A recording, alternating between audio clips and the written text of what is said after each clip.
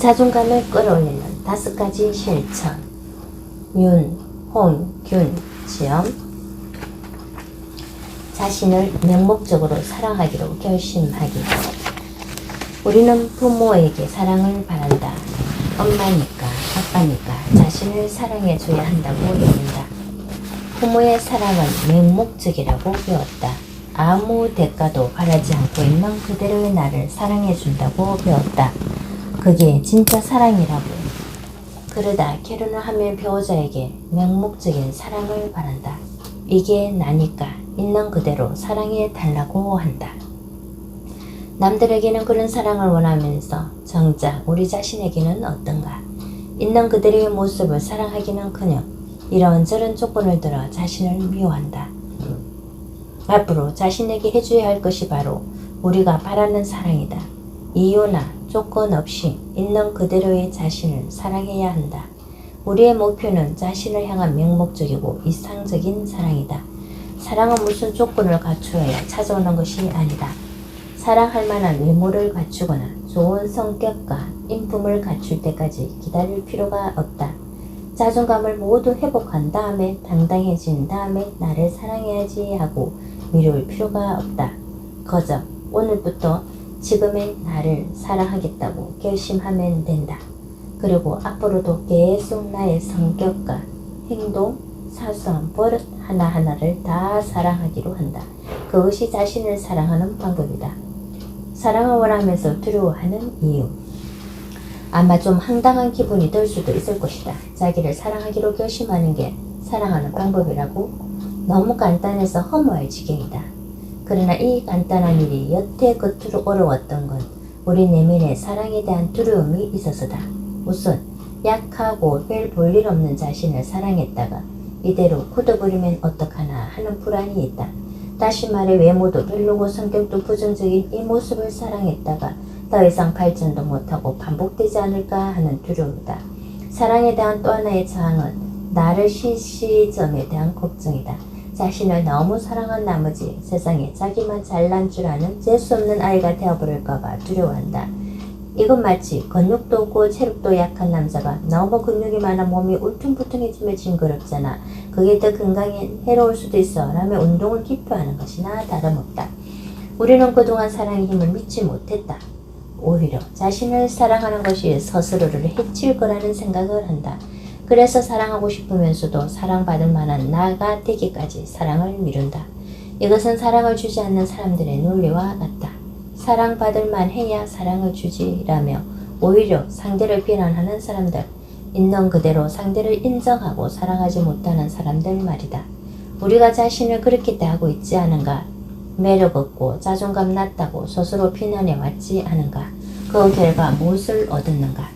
사랑을 믿어야 사랑할 수 있다. 정말로 사랑이 우리를 망칠까?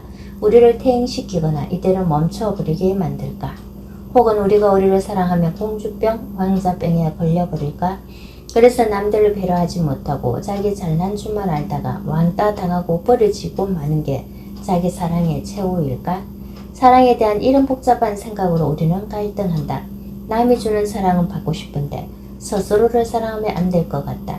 심지어는 남이 주는 사랑마저도 거부한다. 관계가 깊어지면 원래의 나를 알게 되면 떠날 거야 라며 도망치기도 한다. 우리는 사랑을 믿지 못한다. 사랑한다는 말을 못 믿고 우리가 누구를 사랑하는 것도 못 믿는다. 가장 근본적으로는 사랑의 힘 자체를 믿지 못한다. 사랑 자체를 나쁜 것으로 인식한다. 아마도 어린 시절부터 쌓인 오해 때문일 것이다. 우리에겐 사랑을 핑계로 받은 상처가 적지 않다. 사랑의 매라는 이름으로 맞기도 했고 사랑하니까 하는 충고람의 비난도 당했다. 그래서 헷갈린다. 매를 사랑이라고 미움, 정오, 비난까지도 다 사랑이라고 오해해버렸다. 사랑은 누명을 썼다. 실제 사랑은 아무것도 파괴하지 않는다. 사랑받고 아낌받고 소중하게 다루어진 아이들의 자아가 건강하다. 나르시스트는 애정 결핍의 산물이다. 과잉도는 우리 애는 약해라는 무시의 결과다. 무조건적이고 진정한 사랑을 받은 사람들은 사랑스럽게 성장한다. 그 사실을 믿어야 한다. 자신을 사랑해도 괜찮다. 이제는 자기 스스로를 사랑해도 괜찮다고 받아들여야 한다. 사랑 앞에선 좋은 것과 나쁜 것이 없다. 사랑해야 할 것과 하지 말아야 할 것이 없다. 성격이 소심하거나 자존감이 낮다는 이유로 사랑을 거부해선 안 된다. 지금 있는 그들의 모습을 사랑하면 된다. 우리는 완전한 사랑을 꿈꾼다. 불치병에 걸린 연인을 끝까지 지켜주는 사람. 약물 중독에 자기 파괴를 일삼는 사람을 떠나지 않고 보살피는 가족. 저런 사람들도 사랑을 받는데 왜 나는 사랑받지 못하나 그러면서 자기의 민에 빠지곤 한다. 그 사랑을 우리가 하면 된다. 더 이상 사랑을 할지 말지 망설이거나 양가 감정에 빠지지 말길 바란다. 자신을 사랑하기. 자존감 낮은 채로 오랜 시간을 살아온 사람들에게는 자신을 미워하거나 다그치는 것이 익숙하고 편하다. 그래서 불쑥불쑥 내가 왜 이런 고된 과정을 배워야 해? 그냥 가던 길을 가고 싶어 라는 생각이 든다. 하지만 포기하면 안 된다. 끊임없이 자신을 사랑하는 법을 익히기 바란다. 그러다 보면 자신에 대한 사랑이 생활에 자연스럽게 스며들 것이다. 자신을 사랑하는 일은 누구에게도 손해를 끼치지 않는다. 마음속 나를 사랑하는 나 찾기. 우리 마음속에는 나가 3명 있다. 첫째는 자존감 낮은 나, 두 번째는 자존감 낮은 나를 다그치는 나, 세 번째는 자존감 낮은 나를 사랑하는 나. 이렇게 각기 다른 내가 존재한다. 그동안 자존감 낮은 나와 다그치는 나 둘이서 싸움을 벌여왔다. 보통 낮에는 자존감 낮은 내가 활동하고 밤에는 다그치는 내가 활동한다. 자존감을 낮춘 채로 일하고 공부하고 사람을 만난다. 그러고서 밤이 되면 다그치는 나가 깨어난다. 넌 왜 말을 그렇게 하니? 왜 그렇게밖에 행동을 못하니? 라며 비난한다. 자존감 낮은 나는 점점 위축된다. 그래서 점점 더 자존감이 낮아진다. 이 둘의 싸움이 반복되는 동안 사랑하는 나는 점점 설 자리를 잃었다. 우리가 스스로를 사랑하지 못하는 이유는 사랑하는 나가 점점 소멸되었기 때문이다. 힘을 잃고 의식 저편으로 사라졌다. 자신을 사랑하는 것은 새로운 일이 아니다. 저편으로 사라진 사랑하는 나를 불러오는 일이다. 그래서 자존감이 낮은 나와 사랑하는 나를 결혼시키면 된다. 본인 혹은 치료자가 주례가 되어 자존감이 낮은 나와 사랑하는 나는 평생 동안 헤어지지 말고 서로 사랑하라 라는 말을 들려주면 된다.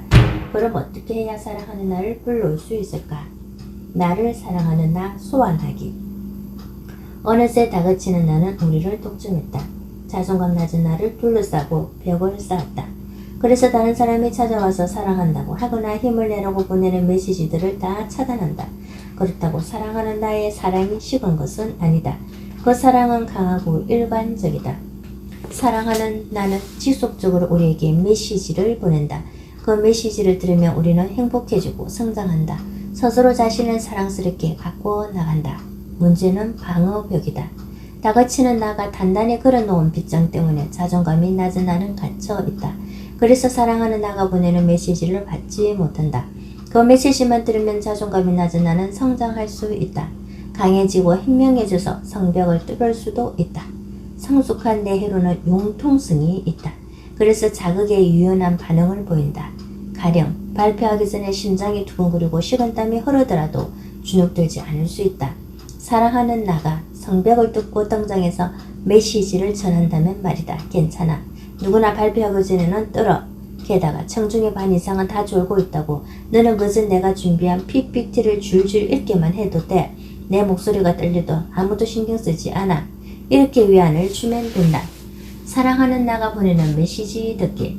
가정을 해봅시다. 당신을 진정으로 사랑하는 존재가 있다고 합시다. 그는 정말 당신에게 푹 빠져 있습니다. 당신을 사랑하기 위해 태어난 존재 같습니다. 사람일 수도 있고 떠도는 영혼일 수도 있고 고양이나 강아지일 수도 있습니다. 어쨌든 당신에게 완벽한 사랑을 주는 존재입니다. 그 존재가 지금 당신에게 무슨 말을 해줄 것 같나요? 지친 당신에게 혹은 상처로 괴로워하는 당신에게 혹은 되는 일이 아무것도 없다고 나는 왜 이 모양인지 모르겠다고 실망할 때 당신에게 어떤 얘기를 건넬까요? 이런 질문을 내담자에게 할 때가 있다. 편안한 상태에서 이 질문에 집중을 하면 사랑하는 나가 무슨 말을 하는지 알 수 있다. 대개 사람들은 이렇게 답한다. 괜찮아. 누구나 그래. 최선을 다했잖아. 지금도 충분히 멋져. 사랑해. 무슨 일 있어도 내가 사랑스럽다는 걸 잊지 마. 등 얘기를 할 것 같다고 한다. 이 말들이 바로 우리 내가 되고 싶어 하는 말이다. 이 말을 듣지 못해 우리의 자존감이 성장하지 못하는 것이다.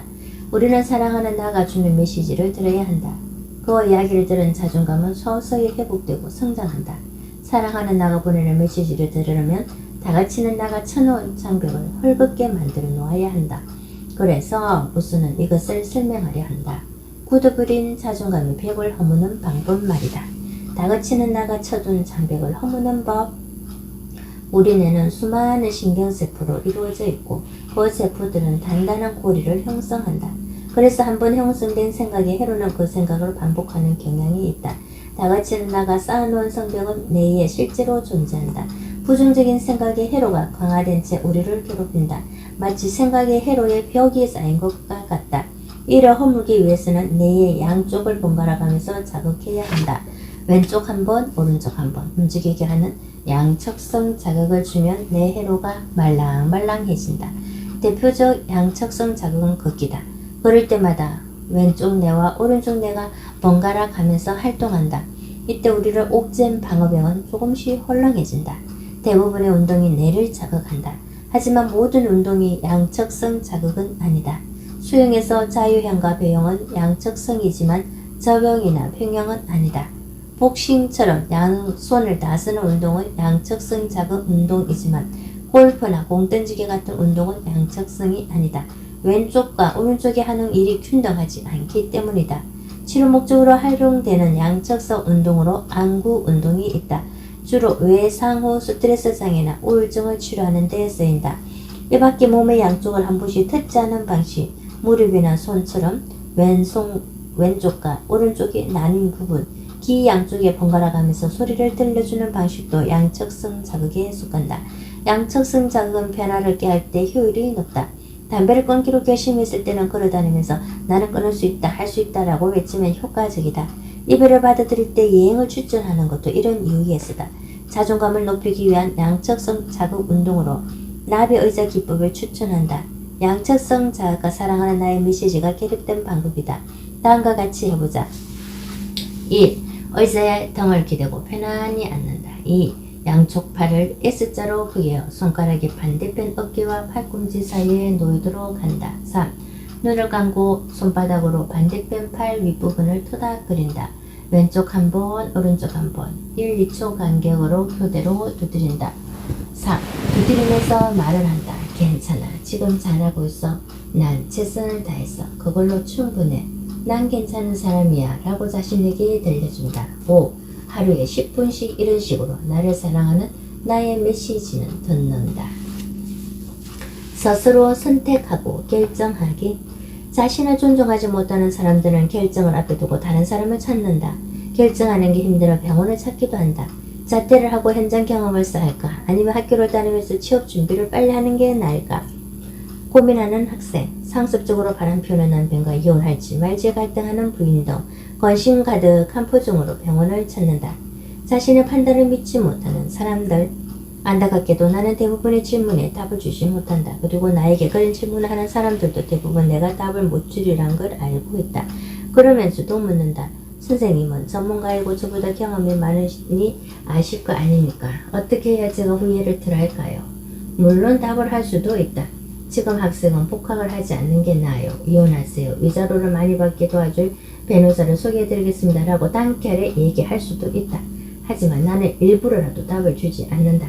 특히 나에게 간절히 의존하거나 자존감이 낮다고 호소하는 분일수록 더 조심스럽게 다가선다. 왜냐하면 나는 그들을 존중해줘야 하기 때문이다.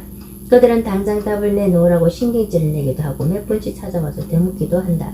그들을 존중할수록 나는 뭐라 답을 할 수가 없다. 그들이 하라는 대로 하면 그들을 무시하게 되는 아이러니가 발생한다.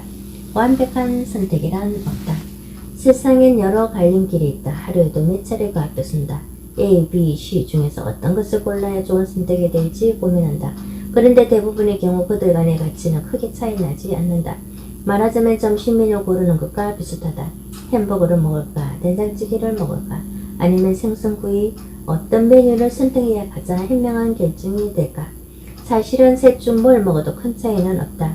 점수를 따지자면 가는 햄버거는 67점 정도 되고 된장찌개는 71점, 생선구이는 69점 정도다. 게다가 시간이 지나면 점수가 바뀌기도 한다. 햄버거 자체는 67점인데 막상 매장에 도착해보니 반값 할인을 한다. 그런 만족도는 72점 정도로 올라간다. 그런데 할인 행사 때문에 사람들이 엄청 많이 몰렸다. 평소보다 시끄러고 정신이 없다. 그래서 65점 정도로 떨어지기도 한다. 여기서 중요한 건 누가 선택했는지도 만족도에 영향을 끼친다는 점이다. 원래는 햄버거나 된장찌개나 별 차이가 없었다. 그런데 팀장이 야 오늘 된장찌개로 통일해라고 결정해버리는 순간 달라진다. 아무리 맛있는 된장찌개가 나온다 한들 만족도는 50점 아래로 떨어져 버린다. 물론 인생의 큰 갈림기니까 점심 식사 메뉴가 주는 중압감은 엄연히 다르다. 하지만 남의 선택을 대신하면 만족도가 떨어진다는 점에선 같다. 결과가 좋게 나와도 기쁨을 100% 느끼지 못한다. 성공의 지분이 타인에게 있기 때문이다. 결과가 좋지 않으면 더욱 기분이 나쁘다. 그런데도 우리는 자꾸 남에게 의존한다. 주체성이 중요하다는 걸 알면서도 결정을 미룬다. 내가 무엇을 원하는지 이미 알고 있으면서도 그것을 따르려 하지 않는다. 도대체 왜 그럴까? 남이 내린 결정은 책임감이 덜하다. 결정에는 책임이 따른다. 본인이 내린 결정의 지분을 100%라고 한다면 남이 내린 결정은 많아야 7, 80%다. 그러면 나쁜 결과가 나오도 마음의 짐이 덜어진다. 후회나 죄책감이 밀려오더라도 70, 80%만 느낀다. 남이 결정을 내려주거나 남의 결정에 참여하면 잘못된 결과에 대한 아픔이 덜하다는 얘기다. 그래서 사람들은 자신의 판단을 믿지 않으려고 한다. 낮은 자존감이 방어 기제로 작용한다. 권위가 떨어지기는 하지만 그만큼 책임을 회피하게 되는 셈이다. 그 결과 우리는 가시밭길을 걷는다. 나쁜 결과를 두려워하지 않으니 자꾸 나쁜 결과를 만든다. 처음부터 본인이 판단하고 본인이 아픔을 느꼈어야 한다. 100이란 고통을 느꼈으면 후회라도 하는데 80 정도의 고통만 느끼니 계속 그 실수를 반복한다. 결정이 존재감을 좌우한다. 중요한 건 결정을 미룰 때마다 자신의 입지가 줄어든다는 점이다. 요즘 존재감이라는 표현을 많이 쓰는데 존재감이란 달리 말하면 그 사람이 많은 것을 결정한다는 뜻이다. 존재감이 큰 사람은 모임의 분위기를 결정하고 그날의 성과나 방향을 결정한다. 결정에서 권위가 떨어지는 사람은 그만큼 존재감이 없다. 있으나 마나한 존재, 즉 아무 영향력을 발휘하지 못하는 사람이 된다. 스스로 결정하는 일이 거의 없거나 큰 의미 없는 결정이라면 자존감은 약해질 수밖에 없다. 옳고 그름의 문제가 아니다. 자기 인생에서 자기 존재감이 느껴지지 않으니 자존의 바탕이 사라지는 셈이다. 이런 사람이 자존감을 끌어올리려면 스스로 결정하고 그 결정을 존중하는 법을 훈련해야 한다. 자존감은 감정적으로는 자신을 사랑하는 마음이다. 그리고 이성적으로는 스스로 결정하고 자신의 결정을 존중하는 능력이다.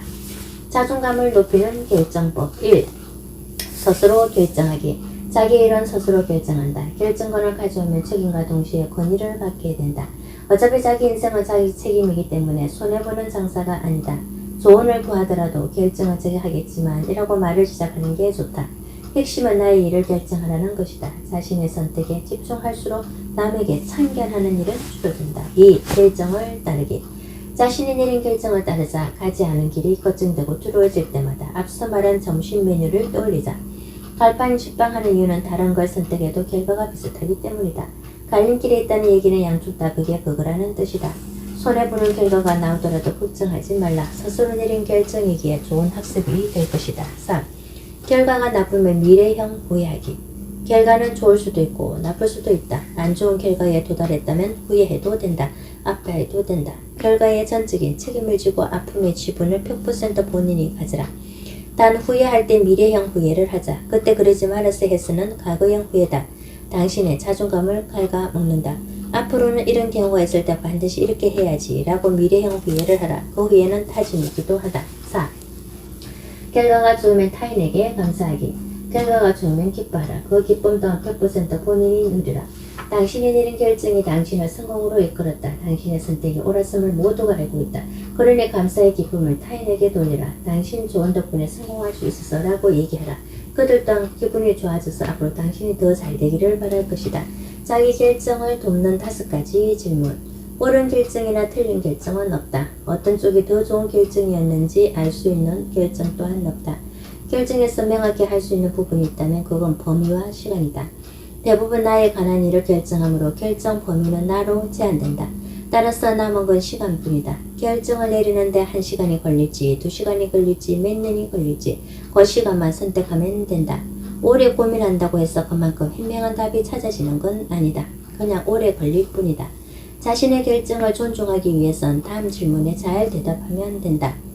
여러 고민 중 내가 할 고민은 무엇인가? 남의 문제 배제하기. 무엇을 결정해야 하는가? 감정 배제하기. 어떤 것과 어떤 것 사이의 선택인가? 자신을 갈림길에 놓기. 이 결정을 언제까지 내려야 하나? 시간 제한하기. 이 결정의 유효성은 언제까지인가? 결정 유효 기간 정하기. 이 질문들이 결정을 내리는데 도움을 줄 것이다. 이때 제한 시간을 넘어서도 계속 고민 중일 수 있다. 그건 당신이 계속 고민하기로 결정한 결과다. 처음엔 두 방향 갈림길일 줄 알았는데 고민하면서 시간만 보내기라는 항목이 더 있었던 것이다. 그리고 그것을 택한 결과다. 지금 여기에 집중하기. 성형외과 광고판에서는 성형수술 전과 후 사진을 보여준다. 우리는 그 광고들을 보면서 전에 이랬던 사람이 이렇게 변할 수 있구나 하고 생각한다. 많은 광고들이 그런 식이다. 과거는 어떻고 미래는 어떨지 보여준다. 이처럼 과거, 현재, 미래에서 현재는 빠져있기 일수다. 성형수술 장면을 광고로 제작하는 바보는 없다. 그런 고통스러운 과정은 다큐멘터리에나 나올 장면이다. 변화를 원하는 건 현재가 괴롭기 때문이다. 그래서 광고는 현재를 건너뛴다. 과거와 미래에 집중하게 한다. 하지만 현재 없이 미래의 변화는 불가능하다. 성형수술은 피가 튀고 엄청나게 아픈 과정이다. 그게 현실이다. 마음의 변화를 받고 싶다면 자기 마음을 수술해야 한다. 여기에도 약간의 고통과 인내가 따른다. 그런데 그것조차 감수하지 않으려는 사람들이 많다. 그래서 늘 과거와 미래를 왔다 갔다 하면서 현재를 위반한다. 모든 해결책은 현재에 있다. 선생님은 저를 바꿔줄 수 있나요? 선생님한테 상담을 받으면 정말 나를 사랑할 수 있나요? 메일이나 전화를 통해 이런 문의를 받을 때가 있다. 글쎄 뭐라고 대답해야 할지 참 어려운 문제다. 미래에 관한 질문이 들어오면 늘 하는 대답은 비슷하다. 알 수 없다. 10초 후에 무슨 일이 생길지도 모르는데 사람들은 몇 년 후의 일을 자꾸 물어본다. 미래를 생각하며 불안해서 많은 사람들이 대책을 세운다. 우선 자기 확신을 통해 불안을 넘기려는 시도가 있다. 마케팅에서도 이 방법을 애용한다. 나는 할 수 있다. 이 학원에 다니면 반드시 명문대에 합격할 수 있다. 라고 학원하면서 불안을 찍어 누른다. 자기 확신이나 자기 체면 혹은 긍정적인 태도를 통해 불안을 줄일 수 있다면 그 방법을 계속 써도 괜찮다. 그런데 나는 그런 방법을 권하지 않는다. 아무리 긍정적인 태도로 미래를 낙관한다 하더라도 위기는 거듭 찾아오게 마련이다. 특히 컨디션이 안 좋다든가 열심히 노력해도 보상을 못 받으면 확신이 흔들린다. 그럴 때만 나는 왜 확신이 들지 않을까 하고 고민하는 사람들도 있다. 확신이 곧 성공으로 통하는 길이라고 믿는 것 같다. 물론 확신이 들면 좋겠지만 세상에 확신할 수 있는 일이 몇 개나 되겠는가. 애초 미래나 불확실한 것이기에 확신에 집착할 필요가 없다. 어떤 해결책이든 결국은 현재에 집중할 수밖에 없다. 자기 확신이든 자기 체면이든 여러 가지 방법으로 불안을 해소하지만 결국 현실로 돌아온다. 불안을 누른 학생은 오늘 일과에 매진하고 다이어트 문제로 갈등하던 젊은이는 오늘 운동에 전념한다. 과거로 도망치는 습관. 그런데 미래 불안을 해결해도 바로 현실에 집중하지 못하는 사람들도 있다. 이번엔 과거에 집착하는 쪽으로 도망가기 때문이다. 특히 현실을 받아들이기 힘든 사람들일수록 과거 문제에 집착한다. 왜? 라는 질문은 비난의 뜻을 포함한다고 앞서 말했다. 왜 내가 그랬을까는 자기 비난이 되고 너는 왜 그랬니는 타인에 대한 원망이 된다. 우리는 마음이 불편해질 때마다 이런 질문을 하지만 결국 답도 찾지 못하고 상처만 커진다. 그럼에도 이 질문을 끊어내지 못하는 것은 현실을 받아들이지 못하기 때문이다. 난 도대체 이해가 안 돼요. 그 사람은 왜 바람을 피운 걸까요? 분명 출장을 간다고 했거든요. 현실을 인정하지 못하는 사람들은 각오로 후퇴한다. 지나간 인생에서 답을 찾으려고 한다. 사랑한다고 믿었던 사람이 오랫동안 거짓말을 해온 것을 알게 되었으니 충돌이 생긴다. 출장이 아닌 외도로 기억하려니 받아들일 수가 없는 것이다. 현실 상황에 집중하면 괴로워지는 것도 각오로 돌아가는 이유다. 가슴이 아프거나 열이 오르면 각오로 도망간다. 자존감도 마찬가지다. 현재의 나에게 만족하지 못할 때 각오로 도망친다. 유치원 시절이 문제였을까? 부모님의 부부싸움이 문제였을까? 고등학교 때 따돌림 비슷한 걸 당한 게 문제였을까? 그렇게 도망친다. 그런데 질문 끝에 도달하는 답은 정해져 있다. 만날 과거에만 집중하느라 시간을 보내는 내가 너무 한심해요. 지금 여기서 내가 원하는 것은 무엇인가? 과거에 집착하면 후회스럽고 미래에 몰입하면 혼란스럽다. 과거는 되돌릴 수가 없으니 답답하고 미래는 오지 않으니 모른다. 그것이 과거와 미래의 본질이다. 건강한 사람의 머릿속엔 과거, 현재, 미래의 비중이 비슷하거나 현재가 절반 이상을 차지한다. 자존감이 약한 사람은 과거나 미래의 문제에 편중되어 있다. 문제 해결은 현재에 더 집중하는 데서 시작한다. 정신과 의사들이 here and now라고 부르는 원칙이다. 지나간 문제나 앞으로 닥칠 문제를 생각하지 말고 지금 당장 할 일에 집중하라는 것. 이는 새로운 습관을 들이는 과정이다. 가령 매일 아침 일어나 운동을 하거나 닭가슴살로 다이어트를 하는 것과 비슷하다. 그동안의 일정에서 벗어나 세상 안에 길들이는 작업이다. 그런데 아무리 지금 여기에 집중하자고 해도 궤도를 벗어나기 십상이다. 지금 여기란 말이 추상적이기 때문이다. 그래서 자꾸 미래 불안으로 가든지 각오로 회피하려고 한다. 그러지 않으려면 눈앞에 글씨를 적어 놓아야 한다. 지금 당장 종이를 꺼내서 이렇게 적자. 지금 여기서 내가 원하는 것은 무엇인가? 혹은 지금 여기서 나는 무엇을 해야 하는가? 그러고서 그 답을 찾아 나가야 한다. 답은 한 번에 찾아내지 못할 수도 있다. 다음 예시를 참고해서 걔도 이탈을 몇 번 겪더라도 되돌아오길 바란다. 며칠 앞으로 다가온 프레젠테이션이 정말 중요해서 잘 해내고 싶은데 잘 되지 않을 것 같다. 불안한 사람의 경우 이런 과정을 거쳐 스스로 답을 찾을 수 있다. 지금 여기서 내가 원하는 것은 무엇일까? 프레젠테이션을 잘하는 것. 아니지. 프레젠테이션은 미래잖아. 지금 뭘 하고 싶으냐고. 지금은 준비해야 하는 시간이지. 근데 지금 준비한다고 발표를 잘할 수 있을까? 또 떨지 않을까? 아니 그건 미래고. 지금 여기서 내가 원하는 것은 뭐지? 지금은 준비를 열심히 하고 싶은데 벌써 밤 11시가 되어버렸어. 퇴근 후에 친구랑 영화를 봤거든. 그러지 말았어야 했어. 그건 갈거잖아. 지금 여기서 내가 하고 싶은 건 뭘까? 지금 여기서는 1시간이나 또 집중해서 프레젠테이션 자료를 정리하고 싶어. 그래, 그럼 적어보자. 나는 지금 여기서 1시간 동안 프레젠테이션 자료를 정리하고 싶다 라고 이 문장을 적어서 책상 앞에 붙여놔. 그리고 미래가 불안하거나 과거가 후회될 때마다 바라보는 거야. 그래야 자료 정리에 집중할 수 있어. 현재에 집중하면 문제 해결을 앞당길 뿐만 아니라 새로운 미덕을 얻는다. 그것은 바로 매력이다. 현재에 몰두한 사람은 상당히 매력적으로 보인다. 자존감을 높이면서 현재에 몰두할 수 있고 매력도 함께 얻게 되는 것이다. 일석삼조다. 패배주의를 뚫고 전진하게. 패배주의에 가진 사람들은 아무리 자존감을 높이는 방법을 알려줘도 모른다고 한다. 사랑하는 방법을 모르고 자신의 결정을 존중하는 방법을 모른다. 운동을 하려고 하면 못하겠다고 한다. 이런 사람들과는 아무리 싸워도 답이 안 나온다. 자존감이라는 단어가 감정적 의미를 내포하기 때문이다. 이들은 논리가 있는 것 같지만 사실 감정적으로서의 자존감이 낮다. 하지만 이 경우에도 방법은 있다. 패배주의에 젖어 있거나 자존감에 대해 전혀 몰라도 방법은 있다. 말하자면 자동차 운전법을 배우는 것과 같다고 할까? 자동차가 어떻게 굴러가는지 몰라도 운전을 한다. 자존감도 마찬가지다. 자존감이 무엇인지, 왜 좋아져야 하는지 몰라도 자존감은 상승할 수 있다. 자존감이 약할수록 신념은 확고하다. 패배주의에 빠진 사람들은 확신이 있다. 자신은 잘 안 될 것이라는 확신이다. 그리고 근거를 제시한다. 나는 이래 해서 안 될 거야. 약을 먹어도 소용없을 거고 상담을 해도 소용없어. 결국 내가 바뀌어야 하는데 내가 바뀔 리가 없거든. 자존감 약한 사람들의 우유부단하고 결정을 못 내려 갈팡질팡할 거라고 생각한다면 그건 선입관이다. 이들은 확고하다. 본인이 잘 안 될 거라는 믿음만큼은 말이다. 그럴 수밖에 없는 건 그들이 부정적인 자료에 집중하기 때문이다. 자신의 약점, 상처, 계려 잘 안 된 경험만 상기한다. 부정적 근거를 바탕으로 부정적 결론을 강화시킨다. 물론 이렇게 부정적인 자기 인식을 유지하고 싶은 사람은 없을 것이다. 그러나 굳은 생각을 고치기는 쉽지 않다. 일종의 망상 내지는 신념이 되어 있다. 이런 사람은 건드려봤자 하만 내기 일수다. 내가 나를 알아? 내가 어떻게 살아왔는지는 내가 제일 잘 알아. 그러니 설득하지 마. 난 행복할 수 없어. 라고 말하는 식이다. 이런 사람에게 자신을 사랑하라느니 자기 자신을 존중하라는 식의 충고는 의미가 없다. 아마 충고를 반박할 수많은 자료와 근거를 들 것이다. 폐허의 집에서 안락한 집으로.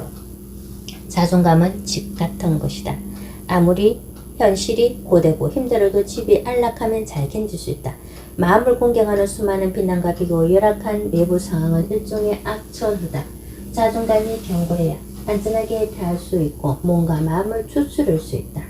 패배주의에 익숙한 사람들은 말하자면 돌보지 않아 엉망진창인 집에 익숙한 사람과 다름없다. 문틈으로 항소바람이 들어오고 천장은 고무너지 내릴 때 위태롭다. 물도 제대로 안 나오고 청소도 하지 않아 지저분하다. 그는 이 집 한 구석에 웅크리고 있다. 나는 어릴 때부터 이렇게 살았어. 부모님도 이렇게 살아왔고 나보다 더 못 사는 사람도 있는데 뭘 하면서 어색한 웃음을 짓는다. 사정을 아는 지인들이 그를 도우려고 한다. 청소를 해주는 사람, 먹을 것을 채워놓는 사람도 있다.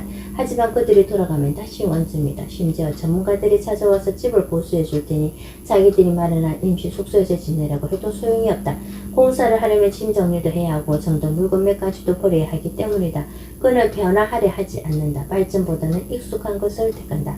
하지만 그런 경우에도 자존감을 편할 수 있다. 받아들일 준비가 되어 있지 않아도 상관없다. 자존감을 집에 비유했지만 항상 되는 과정은 공사가 필요하다. 허물어져가는 집을 리모델링 할 때는 거주자들이 집을 비워줘야 한다. 기존의 구조물을 부셔야 하고 소음과 먼지가 발생한다. 하지만 자존감을 상승시킬 때는 그런 번거로운 과정이 필요 없다. 기적을 부르는 질문. 내가 자존감이 회복된 사람이라면. 자존감을 회복하면 내가 건강해진다. 긍정적인 생각을 하게 되고 사소한 걱정을 무시하게 된다. 타인의 감정에 쉽게 감동되지 않고 자신의 주관을 잃지 않는다. 그런데 그 역도 성립한다. 내가 건강하지만 자존감이 회복된다. 내 건강을 되찾으려면 숙지해야 할 점이 두 가지 있다. 첫째, 뇌는 신체 기관이다. 머릿속으로 노력하는 것은 큰 의미가 없다. 팔에 근육이 생기길 바라는 것에 비유할 수 있다. 마인드 컨트롤도 필요하지만 실제 근육을 만들려면 무거운 덤벨을 들어야 한다. 실제 행동이 중요하다. 둘째, 뇌 건강을 위한 노력과 결과 사이에 인과관계를 늘 뒤섞인다. 그러니까 자존감이 회복된 사람처럼 사소한 행동을 하다 보면 뇌가 건강해지고 자존감이 회복된다. 만일 오늘 밤 기적이 일어난다고 생각해보자. 자는 동안 당신의 자존감이 완벽해졌다고 말이다. 자신을 적절하게 사랑하고 자신감 있고 자기 판단을 존중하면서도 타인을 배려하는 따뜻한 사람이 되었다고 상상해보자. 아침에 밝았을 때 당신은 어제까지와 달리 어떻게 행동할까? 이 질문에 사람들은 이렇게 답했다. 저는 거울을 보면서 웃을 것 같아요. 아침마다 거울 보는 게 고통이었거든요. 만약 자존감이 좋아진다면 세수를 하면서도 얼굴에 쥐푸리지 않을 거고 샤워하면서 콧노래도 흥얼거릴 것 같아요. 아침을 먹을 것 같아요. 언제부턴가 야식을 먹었거든요. 그래서 속이 부대끼고 잠도 깊게 못 잔 채로 눈을 떴어요.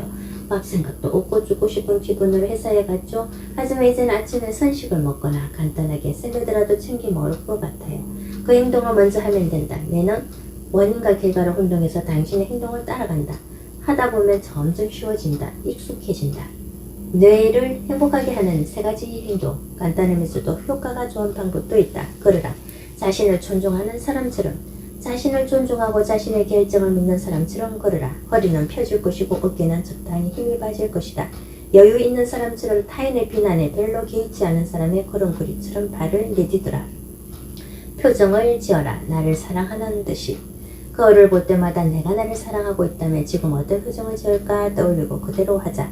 평범한 기분이라면 당신은 미소 짓게 될 것이다. 하지만 억지로 웃으라고 하지는 않겠다. 살다 보면 애인과 이별하는 날도 있고 가족이 아픈 날도 있다. 그런 날이라 해도 거울 속에 사람을 사랑하고 있다면 어떤 표정을 지을지 생각하라. 그 표정을 지어라. 혼자 말을 하라. 힘든 일을 겪을 때 자존감이 강한 아주 강한 사람이라면 어떤 말을 할지 생각해 혼자 말을 하자. 괜찮아. 누구나 이런 일은 겪으라고 일반화하거나 나니까 이 정도로 막았지. 다른 사람이었으면 정말 큰 사고를 쳤을 거야. 라고 합리화할 수도 있을 것이다.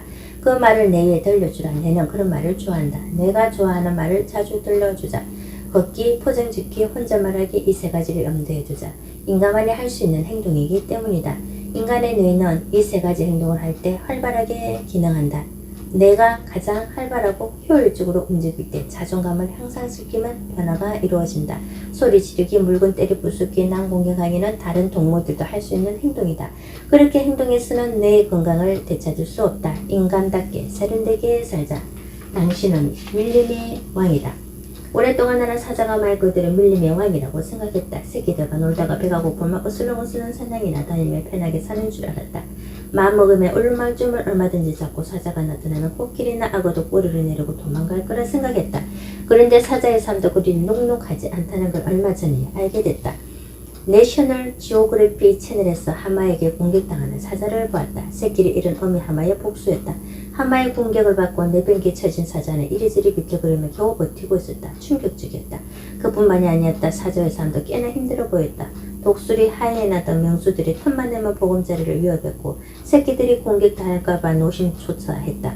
혼자 하는 사냥도 쉽지 않았다. 내 생각과 달리 얼룩말은 빠른 속도로 도망을 쳤고 심지어 뒷발로 사자를 끄덕차기도 했다. 제대로 맞으면 사자의 턱뼈가 어스러질 정도로 강력한 펀치였다. 동물의 왕이라고 여겼던 사자가 뱀에 물려 죽기도 하고 코끼리에게 밟힐까봐 혼비백산하에 도망을 치기도 했다. 고단한 사자를 보는데 눈물이 찔끔했다. 내가 그렇게 부러워했던 사자였는데 사자처럼 되고 싶었는데 정작 사자는 하루하루를 힘들게 버티면서 살아가고 있었다. 어쩌면 우리 삶도 그러지 않을까 하는 생각이 든다. 지금 한국 사회를 살아가는 우리 모두는 슬픈 사자의 삶을 살고 있는지도 모르겠다. 세상의 중심에 서 있고 싶고 가족은 나만 믿고 있는데 알고 보니 세상에 우리를 위협하는 건 투성이다. 지금도 힘겨운데 매번 전력 질주를 해야 하고 누굴 앞질러야만 살아남을 수 있다. 우리는 지금 지친 사자처럼 대한민국이라는 정글에서 버티고 있다. 그러나 이렇게 생각하면 어떨까? 지금은 잠시 고된 육아와 생활 전선에서 지쳐가지만 우리는 모두 사자보다 멋지고 뛰어난 왕이다. 가족에겐 누구와도 바꿀 수 없는 소중한 아들, 딸이자 부모, 배우자이고 많은 위기를 견뎌낸 전사이자 꿋꿋하게 삶을 지키는 영웅이다. 가끔은 예기치 못한 공격에 중심을 잃기도 하고 슬픔과 절망 속에서 울부짖기도 하겠지만 왕이라는 사실에는 변함이 없다. 불 꺼진 방 안에서 숨 죽여 울어도 괜찮다. 야께서가 아니다. 인간이라 그렇다. 어떤 순간에도 잊지 말자. 당신은 밀림의 왕이다. 세상의 중심이다. 당신은 세상에서 단 하나뿐인 소중한 존재다.